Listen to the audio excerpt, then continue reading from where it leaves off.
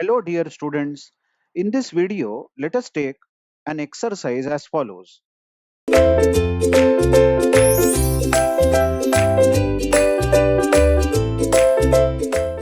Suppose we are given a function, of course, recursive function as you see, because the name of the function is fun and fun is calling itself two times.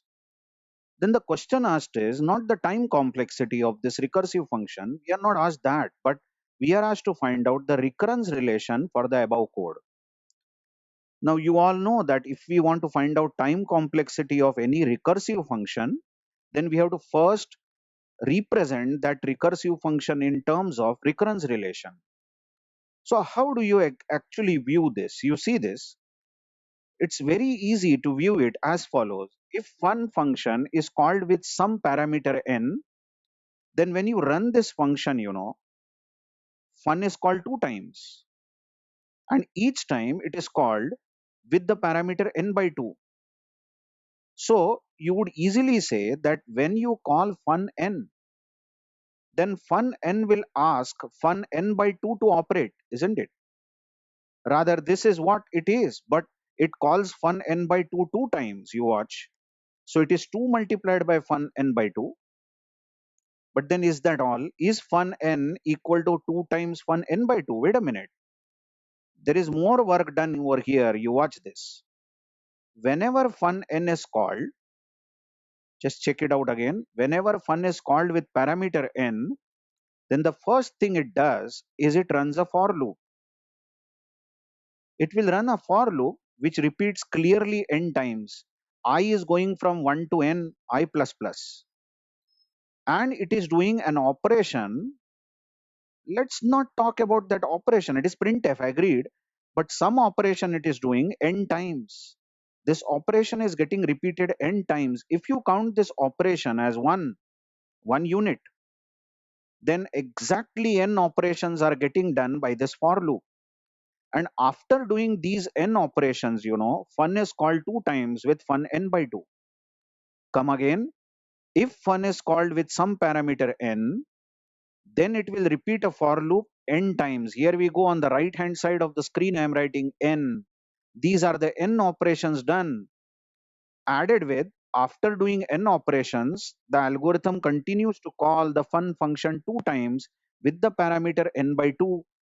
So twice fun n by 2 is the recursive calls plus n are the number of operations performed by the for loop. Now you may write this n which I have written here on the right hand side as c times n also. C times n. What I mean by that is, okay, we are saying that the for loop repeats n times and it repeats this printf n times. But then let us say that printf itself takes c unit of time. C unit of time to run once. If you run printf once, it takes c units of time, and you are running printf n times, so it will take c times n. But many authors, loosely drop that c and say, okay, let's assume that printf takes 1 unit of time every time. Instead of c units, they assume printf takes 1 unit of time, and they will simply say plus n. But you can write cn to be precise. Then this is the recurrence relation for the given fun function. But wait. This applies only if n is greater than 1. If this parameter n is greater than 1. Because all this for loop and the two recursive calls have been written inside the if n greater than 1 condition. So what if this if n greater than 1 is false? If this is false, then else runs, which simply prints 1. And let us assume that this takes again 1 unit of time. 1 unit of time. Then we can say fun n is equal to 1 is equal to exactly one operation if n is equal to 1. If this parameter n passed is 1, then this if will not run, isn't it? And only the printf will run, which is one operation. So we can say it takes 1 unit of time. Many authors write this, instead of writing this 1, they write simply c. Assuming that the printf over here, the printf at the bottom takes c units of time. So if n is 1, if the parameter n passed to the fun function is 1, then the time taken is c. So this becomes the recurrence relation, isn't it so? For the given function, the recurrence relation can be represented as follows. I repeat, you can drop this c and you can say plus n, and you can drop this c and say 1, assuming that printf takes 1 unit of time, which is perfectly fine. Now comes solving this recurrence relation and finding time complexity. If you notice in the recurrence relation for dividing function part 2 video, that's the label of the video, sorry, part 4, I'm so sorry. Recurrence relation for dividing function part 4, we have solved this exercise using tree method, and in part 2 method we have solved this using substitution method, and the answer we got, I think, was O n log n. So we are not learning how to solve it and find time complexity, but in the first place, if some recursive function is given to you, can you quickly find out recurrence relation? Because that is the stepping stone, isn't it? Once you find out the recurrence relation, you can easily solve the recurrence relation and find out the time complexity. So that's the answer, the recurrence relation for the above code as written. Let's take one more exercise. Now this is interesting. Check again, a recursive function has been given to us. And the question asked is, what is the recurrence relation for the above code? Now watch, fun is called with parameter n. And whenever it is called with parameter n, first thing it does, it runs the for loop, which has a simple printf. Now, how many times does this for loop run? The answer is it runs log of n to the base 2 times. Just check this. Just check this. I am writing that over here again. For I equal to 1, okay, I less than or equal to n, I equal to I into 2 it is. I into 2. And there is an operation like printf. So we would like to know how many times this operation is performed. You can see that this loop, will run log of n times. How exactly? You can just check out that suppose n is, let's say, 8. N is 8. Then this operation will be performed when I is 1. Then I will next time this increment will do I is I into 2. So I will become 2. And next time I will become 2 into 2, 4. And next time I will become 8, 4 into 2, 8. So for all these values of I is 1, 2, 4, 8, this operation will run. But when I will become 8 into 2, 16, this operation will not run and the loop will break. Come on, because the loop had to go only up to 8. So I has already crossed 8, so the loop will break. So how many times did the loop execute? When n was 8, it executed 4 times. This is exactly log of 8 to the base 2 plus 1. Observe this. Log of 8 to the base 2 is 3. 3 plus 1 is 4. But we can write this as as log of n to the base 2 plus 1 in general, isn't it? For any given value of n, the loop will run log of n to the base 2 plus 1, which can be loosely written as big O of log n to the base 2, because these smaller terms can be ignored when you write big O notation. Isn't it so? Come again. If the value of n was 16, if this n was 16 here, then this loop will run for I equal to 1. Then I will become I into 2. I will become I into 2. I will become I into 2 again into 2. So for 16 also it will run, because I can go up to 16, you watch. But next time I will become 32 and the loop will break. So how many times did this operation get done?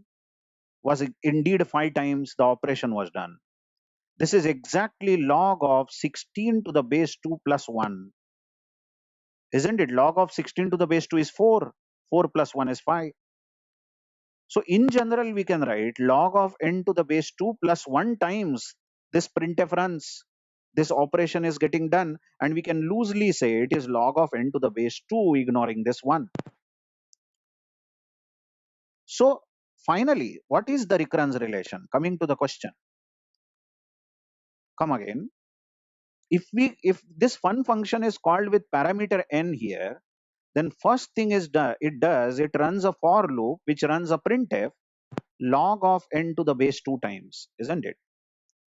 After running this printf log of n to the base 2 times, next line is calling fun recursively with the parameter n by 2. So this is added with fun n by 2, and this is the value of fun n. This is the recurrence relation, isn't it? But wait, this is possible only if n is greater than 1. So this recurrence relation applies if n is greater than 1. But what if n greater than 1 is false? Then fun n is simply 1 if n is 1. Observe. Because if n is 1, only this printf runs in the else part, and we can assume that this printf takes 1 unit of time. If n is 1, fun n will be 1. So this is the recurrence relation for the given recursive function. And now you can solve it, isn't it? You can find the time complexity.